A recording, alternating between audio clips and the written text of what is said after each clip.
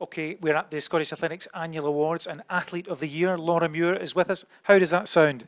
Oh, great. Yeah, no, just so chuffed and so honoured to be awarded, the Athlete of the Year. And yeah, it's a great achievement, really, for the way that Scottish athletics is just now. And I mean, you broke the national record in 2014, but you also had some low moments, as has been mentioned this evening. So does it feel like a comeback or really just a progression? I think a bit of both, really. I think I've definitely progressed a lot more, not just in times, but in terms of racing tactically as well.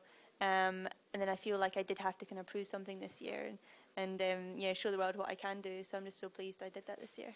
I mean, and there are quite a few highlights when you look back. I mean, I can remember you, I think, running an 800-metre PB in Birmingham early in the season, but I mean, there's a few after that. Oslo, Monaco, Birmingham for the British champs, Beijing, of course. Have you got a personal favourite, or do you just look at it as it was a good year?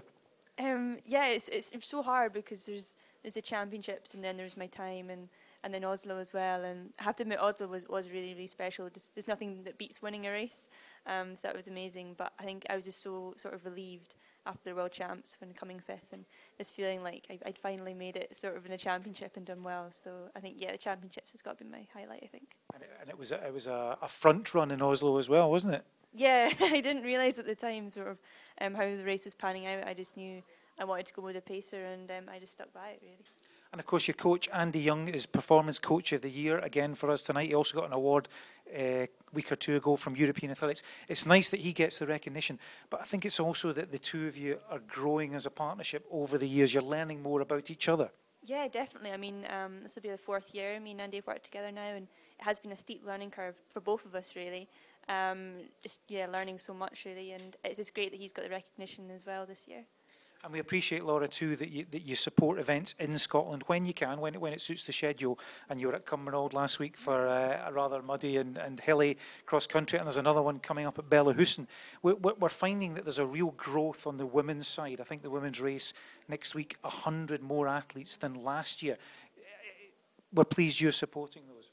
Yeah, definitely. I mean, I love to race in Scotland whenever I can. I don't get the opportunity to do much in the summers, so cross-country's always been part of my programme, so it's just great to go out there and compete against the girls I've always done since I was little, so no, it's great.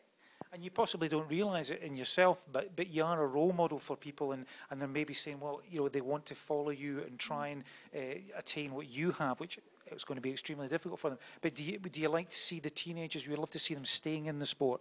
Yeah, definitely. I mean, that's the area of the sport where we lose an awful lot of the athletes. So to get that progression from your late teens into early 20s is really, really important. So yeah, I just hope that people can see me and see it's possible, and hopefully get more of those teenagers progressing to a senior level, really. Thanks, Laura. Congratulations.